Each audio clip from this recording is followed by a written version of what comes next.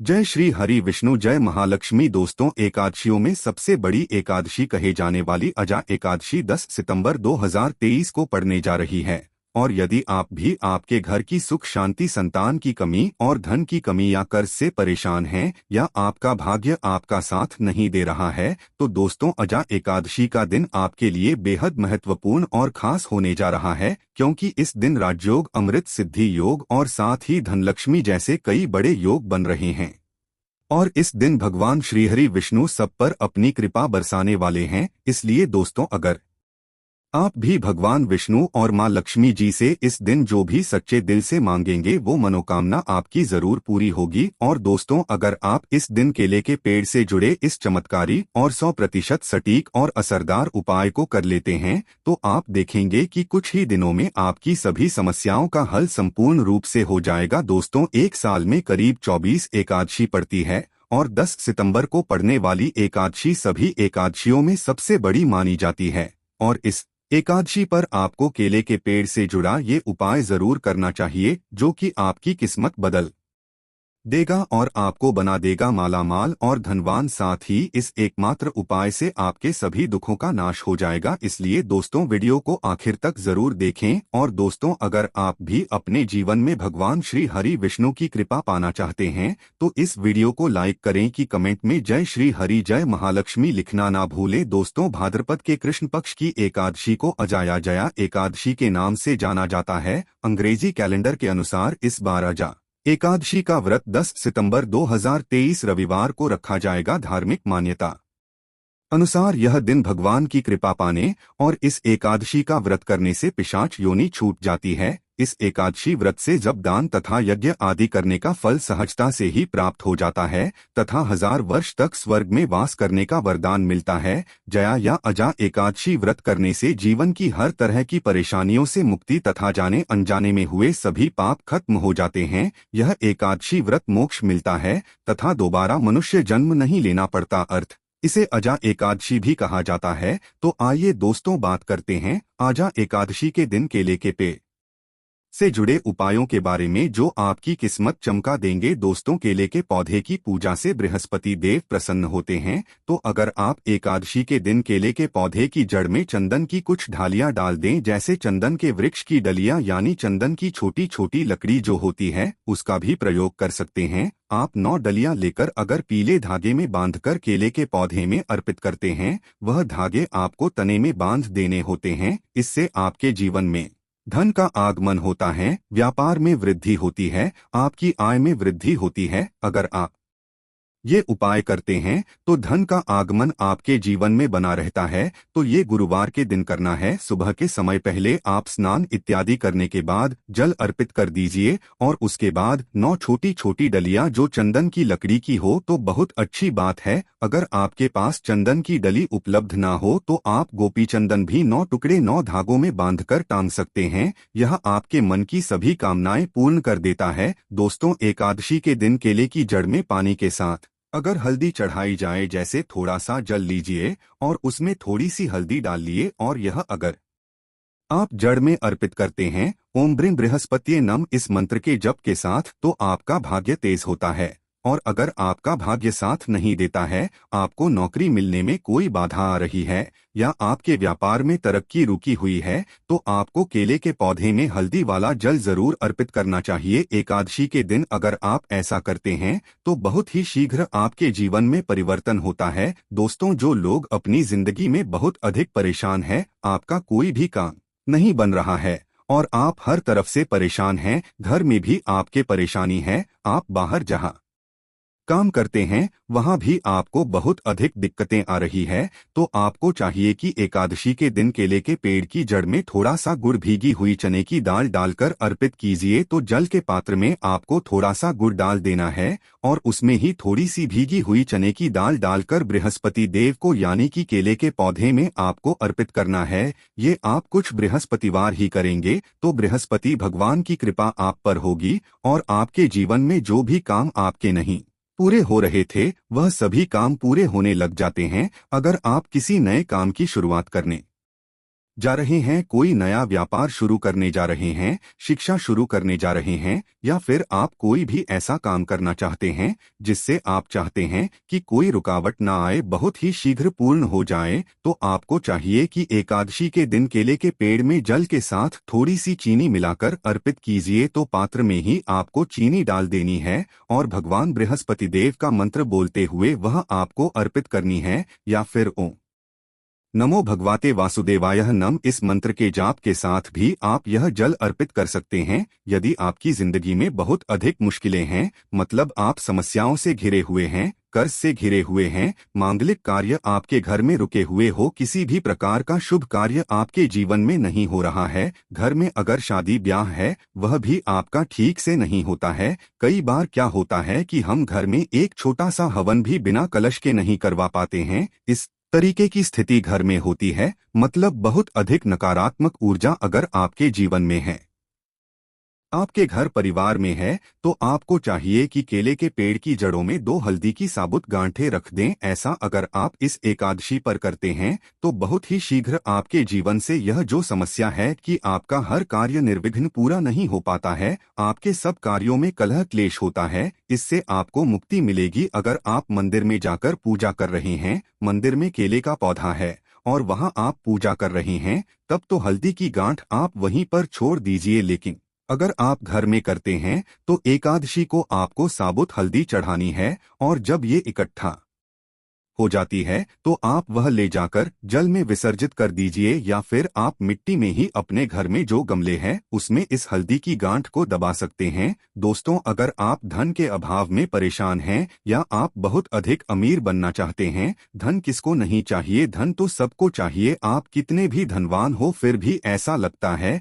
कि धन की अभी और भी कमी है। अगर आप धनवान बनना चाहते हैं तो एकादशी के दिन केले की जड़ में 1 रुपए का सिक्का आपको दबा देना है, उसी के अंदर जो पौधे का गमला है उसके अंदर ही आपको 1 रुपए का सिक्का डाल देना है। ऐसा करने से मां लक्ष्मी प्रसन्न हो जाती है और श्रीहरि विष्णु का स्वरूप ही माना जाता है केले के पौधे को। तो ये उपाय अगर आप अपने घर में करते हैं तो बहुत अच्छा होगा, या फिर जहां भी, जैसे अगर हम मंदिर में भी जाकर करते हैं तो 1 रुपए का सिक्का या 5 या 10 रुपए का जो भी आपके पास सिक्के के स्वरूप में जो पैसे होते हैं वही आपको मिट्टी में दबाने हैं। तो ध्यान यही रखना है कि कोई आपको उस मिट्टी में सिक्का डालते हुए देखे नहीं, क्योंकि कई बार क्या होता है, आप सिक्का चढ़ाकर आए, किसी और ने उसे निकाल दिया तो इसका भी फल नहीं मिलता है। तो जब आप सिक्का चढ़ाकर आते हैं, मतलब दबाकर आते हैं, अगर मंदिर में जाकर कर रहे हैं, तब आपको यह ध्यान रखना है, घर में पौधा है तब तो आराम से गमले की मिट्टी में डाल दीजिए और फिर आप उसको छोड़ दीजिए। सिर्फ एक ही बार ये उपाय करें और आप देखें आपके जीवन में चमत्कारी रूप से धन का आगमन होता है। जो भी कार्य आप कर रहे हैं, चाहे छोटा सा ही व्यापार है, आपका वह व्यापार बहुत जल्दी तरक्की करता है। नौकरी में भी आपको प्रमोशन मिलता है, धन आगमन के रास्ते आपके जीवन में खुलने लग जाते हैं। दोस्तों, यदि आपके शादीशुदा जीवन में बहुत अधिक परेशानी आ रही है, दाम्पत्य जीवन बहुत अधिक परेशानी में है, तो आपको चाहिए कि एकादशी के दिन जैसे केले के पेड़ की पूजा जो आप कर रहे हैं, तो ऐसे में आपको केले के पेड़ पर हल्दी की गांठ अर्पित करनी है और भीगे हुए मुनक्के चढ़ाने हैं। और जल तो आप चढ़ा ही रहे हैं, हल्दी चढ़ा रहे हैं, उसके साथ ही आपको 2 गांठ साबुत हल्दी की ढाल देनी है और जो भीगे हुए मुनक्के होते हैं वह भी चढ़ाने चाहिए। ऐसा करने से आपके जीवन में जो दाम्पत्य जीवन में परेशानी आ रही है बहुत दूर होती है और आपके दाम्पत्य जीवन में मधुरता आनी शुरू हो जाती है। पति पत्नी के रिश्ते मधुर होने लग जाते हैं। ऐसा आप एकादशी को करेंगे तो बहुत ही शीघ्र चमत्कारी लाभ होगा। दोस्तों, में आपकी शादी में अधिक परेशानी आ रही है या फिर आपको संतान प्राप्ति में बहुत बाधाएं आ रही है, तो आपको क्या करना चाहिए, एकादशी के दिन केले की आप पूजा कीजिए, हल्दी डालकर जल अर्पित कीजिए और उसके बाद आपको क्या करना है, थोड़ा सा पीला कपड़ा आपको केले के पौधे पर डालना है, अर्पित करना है, पीला कपड़ा चढ़ा देना है और इसके बाद आपको केले की परिक्रमा करनी है। आपको केले के पौधे की 7 परिक्रमा करनी है। मन में आपके जो भी कामना है, चाहे आप विवाह की कामना रखते हैं या फिर आपकी संतान प्राप्ति में बाधा आ रही है, तो आप भगवान बृहस्पति देव से प्रार्थना कीजिए कि आपके मन की यह कामना है बहुत ही शीघ्र पूर्ण हो। तो बहुत ही शीघ्र आपके विवाह में जो बाधाएं आती है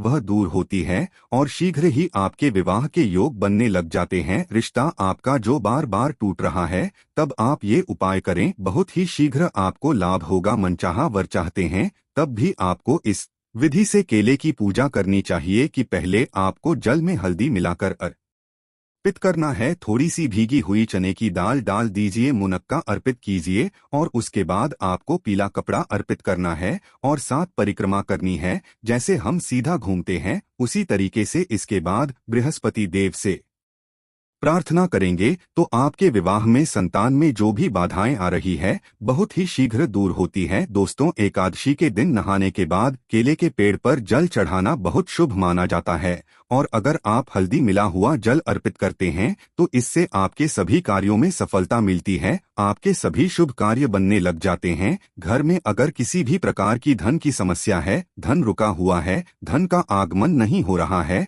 आपके जीवन में सुख समृद्धि नहीं है, तो आपको क्या करना चाहिए? एकादशी के दिन केले के पेड़ पर चंदन की माला अर्पित करनी चाहिए। चंदन की माला मार्केट में आसानी से मिल जाती है, जो पूजा की दुकान होती है वहां से लीजिए और उस माला को आप केले के पौधे पर टांग दीजिए और थोड़ी सी हल्दी पौधे के जड़ में अर्पित कीजिए। जल्दी कीजिए, उसके बाद आपको थोड़ी सी हल्दी पाउडर अर्पित करनी है। इससे आपके जीवन की सभी परेशानियां दूर होंगी। आप जिस भी परेशानी से ग्रस्त हैं, अगर सिर्फ आप चंदन की माला उस केले के पौधे पर डाल देते हैं और हल्दी अर्पित करते हैं, जल अर्पित करते हैं, 7 बार परिक्रमा करते हैं, तो इससे आपके जीवन की सभी परेशानियां दूर होंगी, सुख समृद्धि का आगमन होगा। मन में कोई विशेष कामना है, जैसे धन संतान के लिए प्रार्थना करना चाहते हैं, तो उस समय जब आप चंदन की माला अर्पित कर रहे हैं, आप भगवान से प्रार्थना कीजिए, बहुत ही शीघ्र आपकी कामना पूर्ण होती है। और अगर आप किसी भी प्रकार की परेशानी से ग्रस्त हैं, एकादशी के दिन केले की पूजा करेंगे, केले के पौधे में आप जल अर्पित करेंगे, परिक्रमा करेंगे,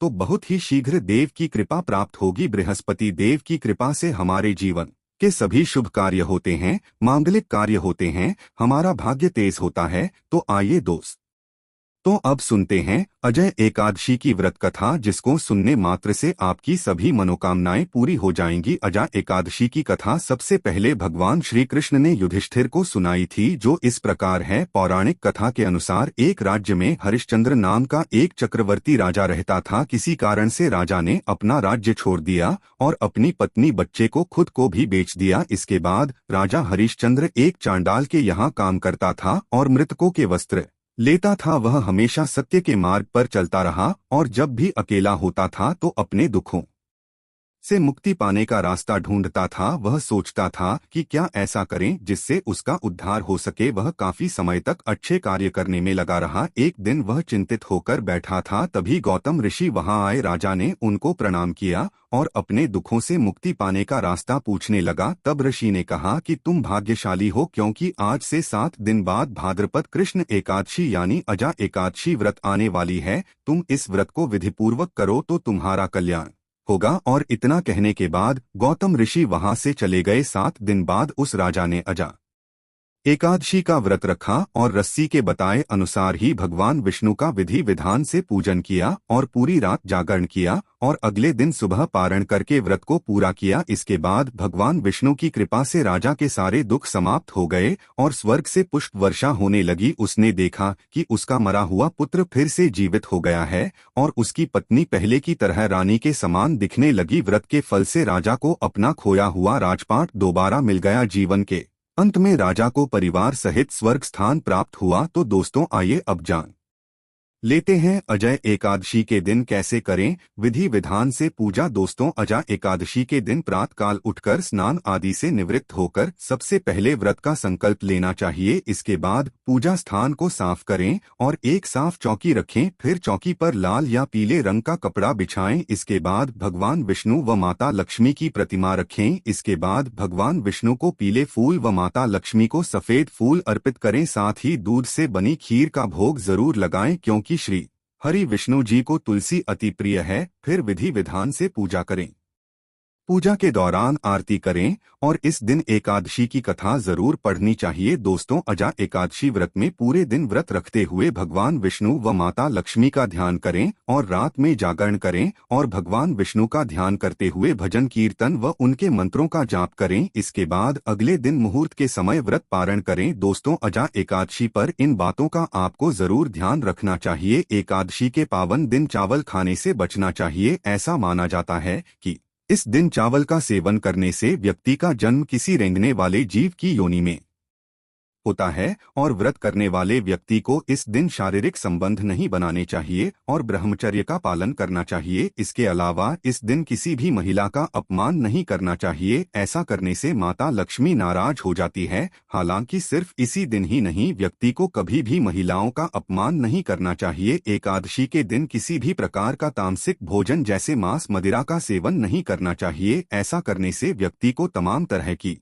परेशानियों का सामना करना पड़ सकता है। अजा एकादशी का व्रत करने वाले व्यक्ति को सोना नहीं चाहिए। तो आइए दोस्तों, अब जान लेते हैं कुछ और महत्वपूर्ण उपाय जिनको आपको एक बार इस एकादशी पर जरूर करना चाहिए। केसर और चंदन का उपाय। भगवान विष्णु और लक्ष्मी पूजा में चंदन और केसर का विशेष महत्व होता है। अजहा एकादशी पर विधि विधान से भगवान विष्णु की पूजा करें और फिर पीले चंदन और केसर में गुलाब जल मिलाकर भगवान विष्णु को तिलक करें और स्वयं भी माथे पर टीका लगाकर घर से शुभ कार्य के लिए जाएं। ऐसा करने से आपके कार्य बिना बाधा के पूर्ण होंगे और मां लक्ष्मी का वास आपके घर में होगा। पान के पत्ते का उपाय। आजा एकादशी पर पान के पत्ते पर रोली या फिर कुमकुम से श्री लिखें और ये पत्ते विष्णु भगवान को अर्पित करें। पूजा पूर्ण करने के बाद ये पत्ते लाल कपड़े में लपेटकर अपनी तिजोरी में रख लें। ऐसा करने से आपको नौकरी में नए नए अवसर प्राप्त होते हैं और आपके बिजनेस में भी लगातार वृद्धि होती है। कन्याओं को खीर खिलाएं। शास्त्रों में बताया गया है कि विशेष शुभ तिथियों पर कन्याओं की सेवा करने से बड़ा पुण्य कोई और नहीं है। अजय एकादशी पर 7 कन्याओं को केसर की खीर खिलाएं और उनके पांव छूकर उन्हें उपहार देकर सम्मान के साथ विदा करें। आपके इस अच्छे कार्य को देखकर मां लक्ष्मी आपसे प्रसन्न होंगी और आपकी धन संबंधी समस्याएं भी दूर होंगी। मनोकामना पूर्ति का उपाय। अजा एकादशी पर भगवान कृष्ण को नारियल और बादाम का भोग लगाएं और फिर 27 एकादशी तक इस उपाय को करने से आपको विशेष फल की प्राप्ति होगी और आपकी हर मनोकामना पूर्ण होगी। इन चढ़े हुए नारियल और बादाम को पूजा के बाद छोटे छोटे बालकों को खाने को दें। दक्षिणावर्ती शंख से करें पूजा। अजा एकादशी के अवसर पर भगवान कृष्ण और राधा रानी की पूजा जरूर करें। भगवान विष्णु का दक्षिणावर्ती शंख में कच्चा दूध और केसर भरकर अभिषेक करें। ऐसा करने से आपके घर में कभी धन धान्य की कमी नहीं होती और न ही कोई अतिथि कभी खाली हाथ जाता है। तो दोस्तों, यह थी अजय एकादशी से जुड़ी सभी महत्वपूर्ण जानकारियां और उपाय जिनको आपको इस बार जरूर करना चाहिए। तो दोस्तों, आपको जानकारी कैसी लगी हमें कमेंट में जरूर बताइएगा। वीडियो अच्छा लगा हो तो वीडियो को लाइक शेयर और चैनल को सब्सक्राइब करना ना भूलिएगा। आप सभी के मंगल की कामना करते हुए मिलते हैं अगली वीडियो में। धन्यवाद। जय श्री हरि विष्णु, जय महालक्ष्मी।